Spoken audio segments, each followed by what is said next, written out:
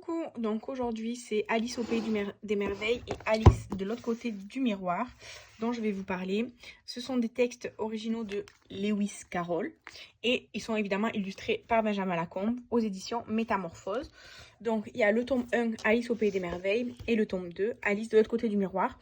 Je sais que Estelle m'en a offert un des deux, je pense que c'est le deuxième, mais c'est peut-être le premier et l'autre c'est mon chéri qui me l'avait offert. Donc deux cadeaux que j'ai eu de mon chéri et de Estelle. Donc c'est l'histoire de Alice au Pays des Merveilles repris par Disney mais aussi par Tim Burton et Alice de l'autre côté du miroir qui a également été repris par Tim Burton au cinéma. Donc comme pour tous les autres ouvrages, ce sont des ouvrages avec le texte et les illustrations de Benjamin Lacombe.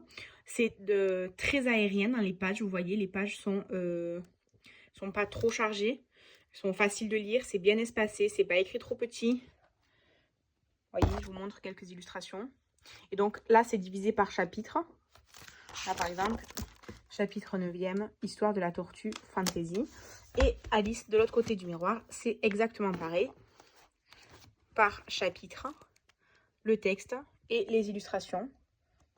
Ici, plus dessin qu'illustration. Ici, plus illustration. Vous voyez, c'est en alternance.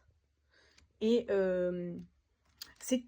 Après, là par exemple, il y a une graphie spéciale en fonction de ce qui se passe dans le livre. Mais comme pour tous les autres ouvrages que je vous ai présentés, évidemment pour moi ce sont de véritables œuvres d'art, ces livres. C'est voilà, alors ils sont assez abîmés parce qu'en général, je privilégie les achats d'occasion. Et soit les gens ne les emballent pas bien, donc ils arrivent un petit peu abîmés, soit j'arrive à les payer pas cher, mais pas en parfait état. C'est comme ça, c'est la vie.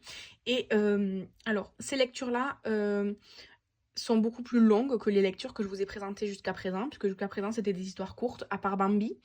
Là, ce sont vraiment deux romans qui se suivent l'un l'autre, toujours dans les classiques de la littérature, comme pour les contes d'Edgar Allan Poe de la dernière vidéo. Ce sont des lectures que je vous recommande si vous aimez bien les romans fantasy, fantastique, je sais pas trop comment qualifier ça. En tout cas, c'est une lecture que j'apprécie, mais je prends plus de plaisir à lire, par exemple, les contes macabres, parce que ce sont des lectures plus courtes que les romans. Disons que les romans, j'ai plus de mal parce que je les lis pas en une seule fois, vous voyez. Mais ce sont de très bonnes œuvres, toujours des grands classiques.